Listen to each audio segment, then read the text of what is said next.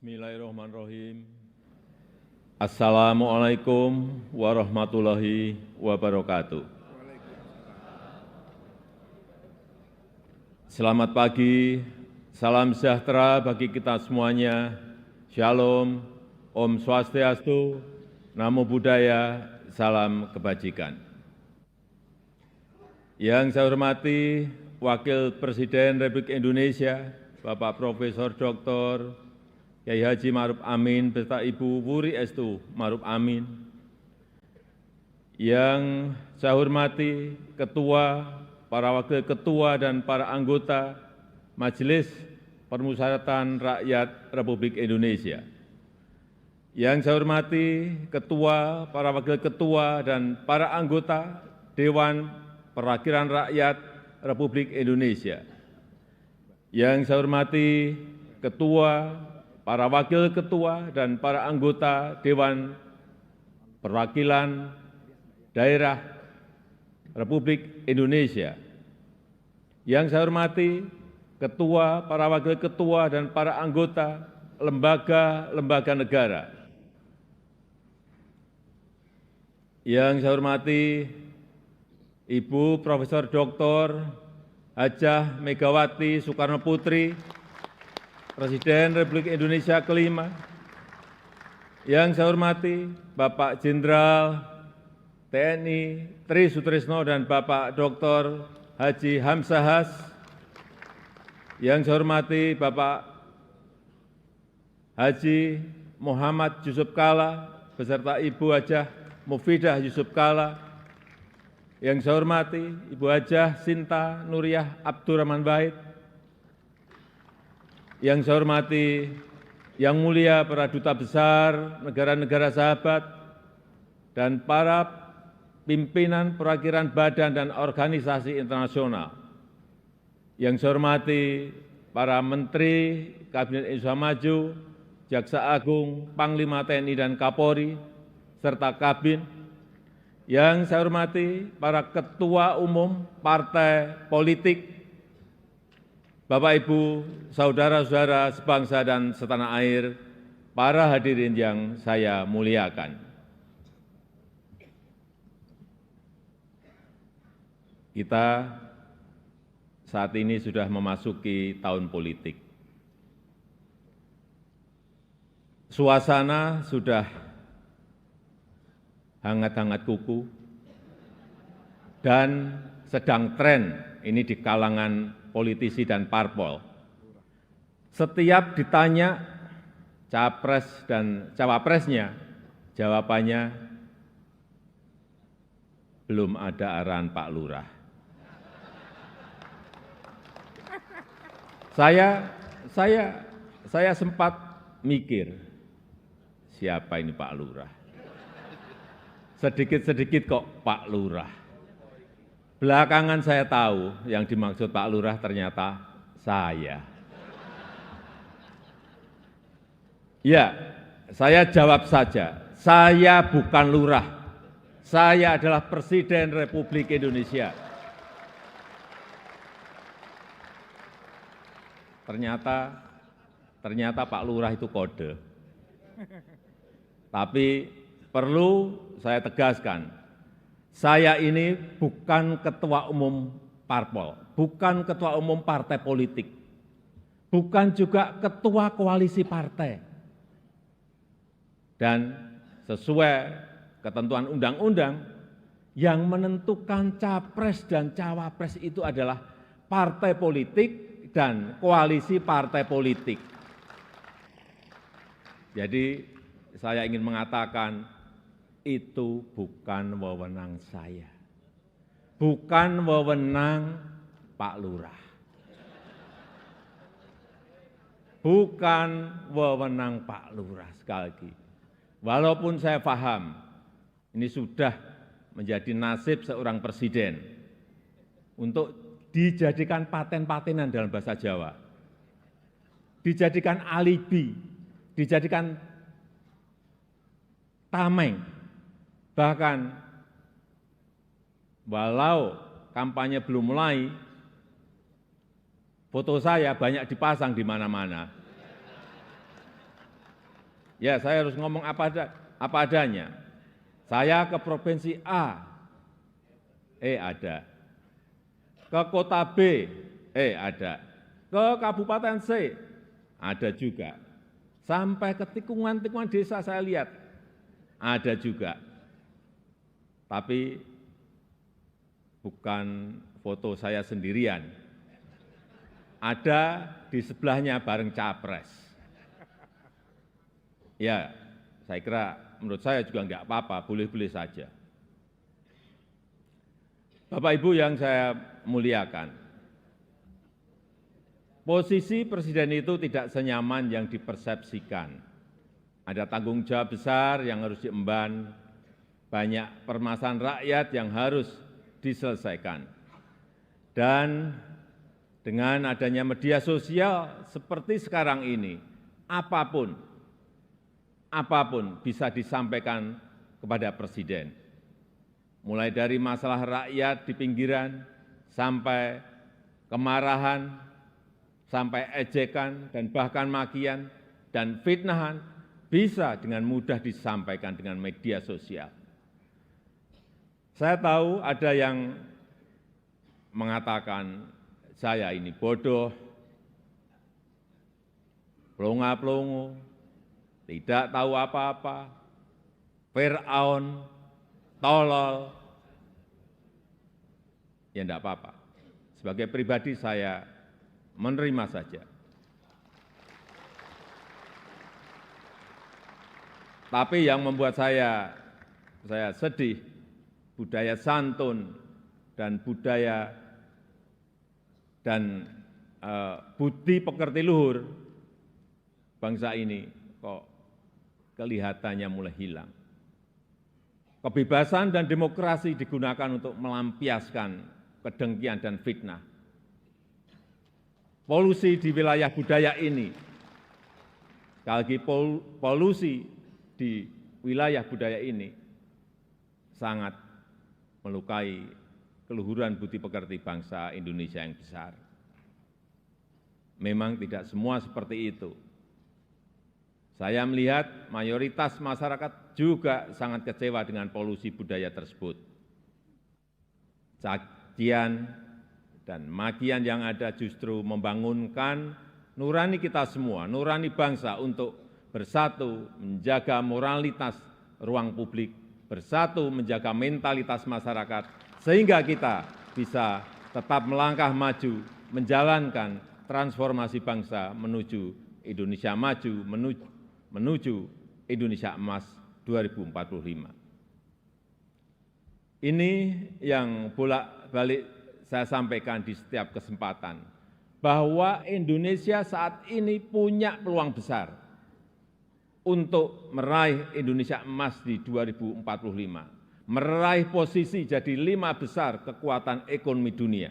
Kita punya kesempatan, dan tidak hanya peluangnya saja, tetapi strategi meraihnya sudah ada, sudah dirumuskan.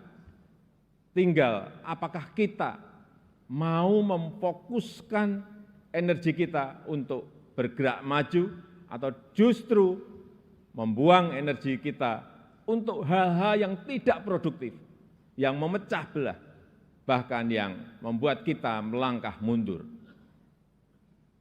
Bapak, Ibu, saudara-saudara sebangsa dan setanah air, para hadirin yang saya muliakan. Bonus demografi yang akan mencapai puncak di tahun 2030-an adalah peluang besar kita untuk meraih Indonesia emas 2045. 68% adalah penduduk usia produktif. Disinilah kunci peningkatan produktivitas nasional kita. Selanjutnya, peluang besar yang kedua adalah international trust yang dimiliki Indonesia saat ini, yang dibangun bukan sekedar melalui gimmick dan retorika semata, melainkan melalui sebuah peran dan bukti nyata keberanian Indonesia dalam bersikap.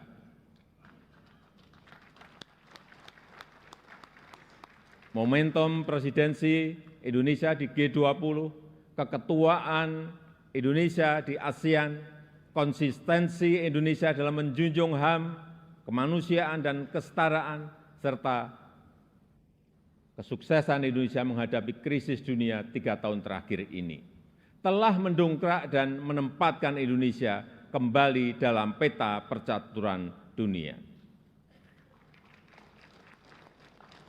Dan di tengah kondisi dunia yang bergolak akibat perbedaan Indonesia dengan Pancasilanya, dengan harmoni keberagamannya, dengan prinsip demokrasinya, mampu menghadirkan ruang dialog, mampu menjadi titik temu dan menjembatani perbedaan yang ada.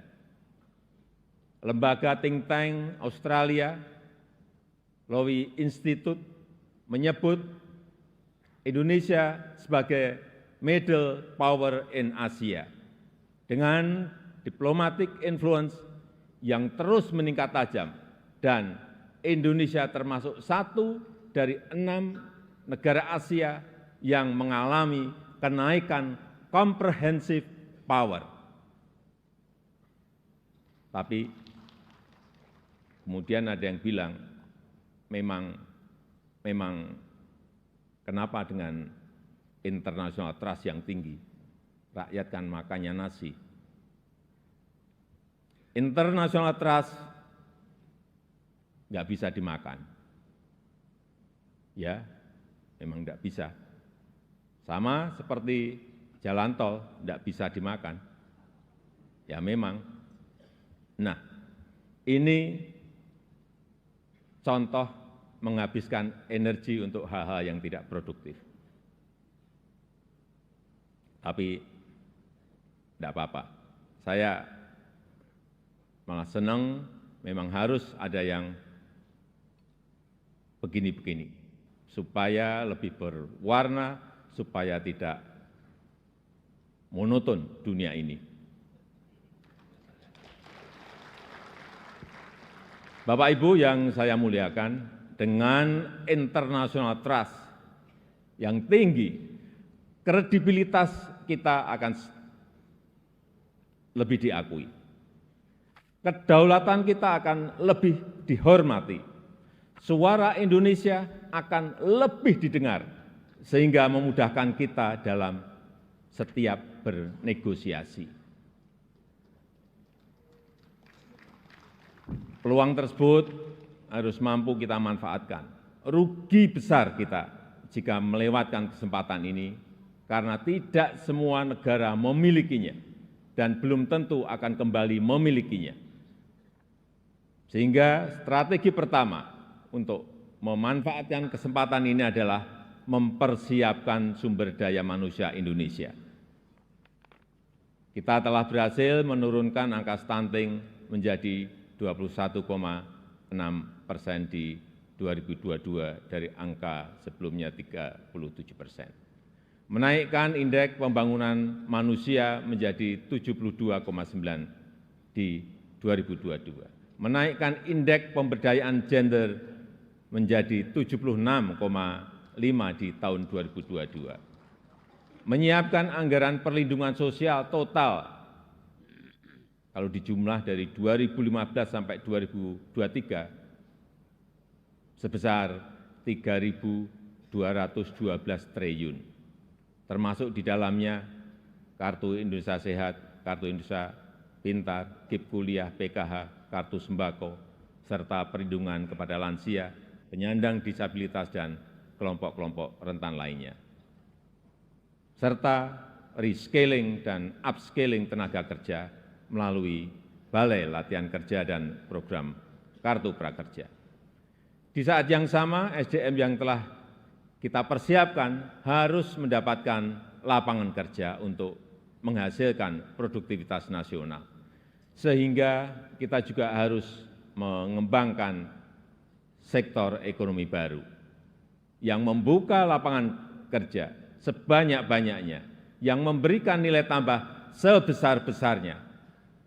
Disinilah peran sektor ekonomi hijau dan hilirisasi sebagai window opportunity kita untuk meraih kemajuan. Karena Indonesia sangat kaya sumber daya alam, termasuk bahan mineral, hasil perkebunan, hasil kelautan, serta sumber energi baru dan terbarukan. Tapi kaya SDA saja, kaya sumber daya alam saja tidak cukup. Jadi pemilik saja juga tidak cukup. Karena itu akan membuat kita menjadi bangsa pemalas yang hanya menjual bahan mentah kekayaannya tanpa ada nilai tambah, tanpa ada keberlanjutan. Saya ingin tegaskan, Indonesia tidak boleh seperti itu. Indonesia harus menjadi negara yang juga mampu mengolah sumber dayanya, mampu memberikan nilai tambah dan mensejahterakan rakyatnya. Dan ini bisa kita lakukan melalui hilirisasi yang sudah ratusan kali saya sampaikan, puluhan kali saya sampaikan. Hilirisasi yang ingin kita lakukan adalah hilirisasi yang melakukan transfer teknologi, yang memanfaatkan sumber energi baru dan terbarukan, serta meminimalisir dampak lingkungan. Pemerintah telah mewajibkan perusahaan tambang sekarang ini untuk membangun pusat pembibitan, membangun pusat persemaian, untuk menghutankan kembali lahan pasca tambang, pasca penambangan. Hilirisasi yang ingin kita lakukan adalah hilirisasi yang tidak hanya pada komoditas mineral, tapi juga non-mineral, seperti sawit, rumput laut, kelapa, dan komoditas-komoditas potensial lainnya, yang mengoptimalkan kandungan lokal, yang bermitra dengan UMKM, bermitra dengan petani, bermitra dengan nelayan, sehingga manfaatnya terasa langsung bagi rakyat kecil. Upaya ini sedang kita lakukan dan harus terus dilanjutkan. Ini memang pahit bagi para pengekspor bahan mentah. Ini juga mungkin pahit bagi pendapatan negara dalam jangka pendek. Tapi jika ekosistem besarnya sudah terbentuk, jika pabrik pengolahannya sudah beroperasi, saya pastikan ini akan berbuah manis pada akhirnya. Terutama bagi kesejahteraan masyarakat Indonesia. Sebagai gambaran, setelah kita stop ekspor nikel ore di tahun 2020, investasi hilirisasi nikel tumbuh pesat. Kini telah ada 43 industri pengolahan nikel yang akan membuka peluang kerja yang sangat besar. Ini baru satu komoditas. Dan jika kita konsisten dan mampu melakukan hilirisasi untuk nikel, kemudian tembaga, kemudian bauksit, kemudian CPO, dan rumput laut, dan yang lain-lainnya, berdasar hitung-hitungan perkiraan, dalam 10 tahun pendapatan per kapita kita, dalam 10 tahun mendatang, pendapatan per kapita kita akan mencapai 153 juta. Atau 10.900 US dollar. Dalam 15 tahun, pendapatan per kapita kita akan mencapai 217 juta rupiah.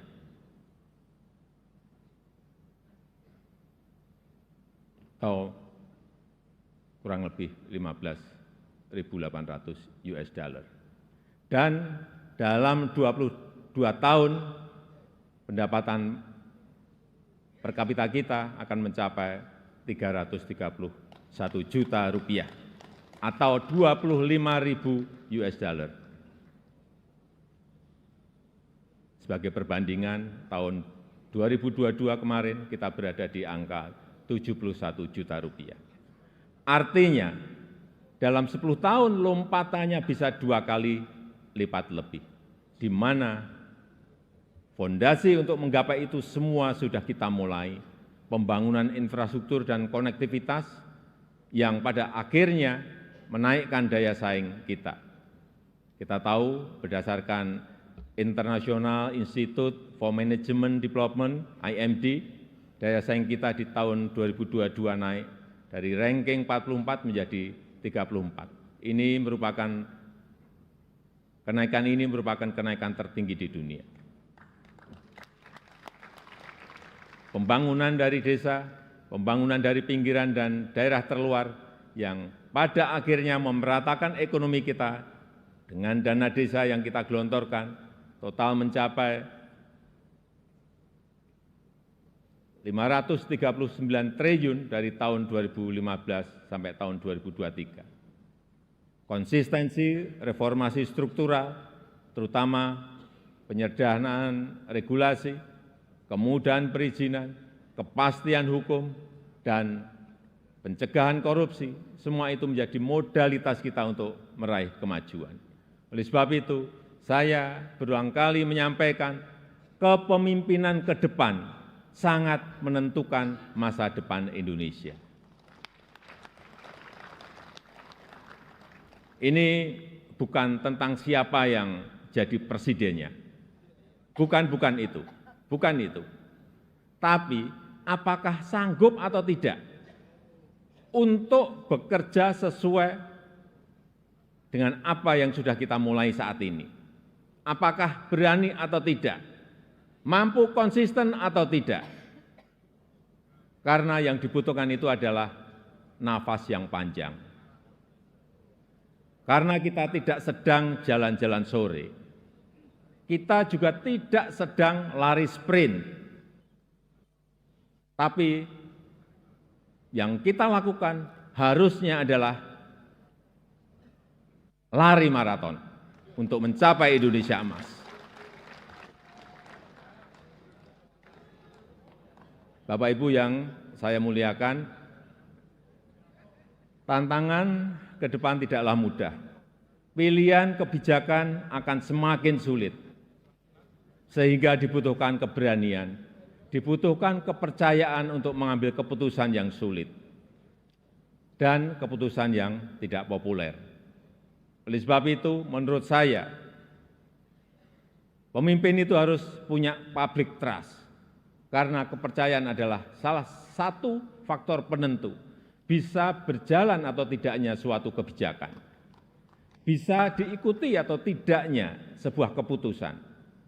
Ini adalah modal politik dalam memimpin sebuah bangsa besar seperti Indonesia. Selain itu, seorang pemimpin juga membutuhkan dukungan dan kerjasama dari seluruh komponen bangsa.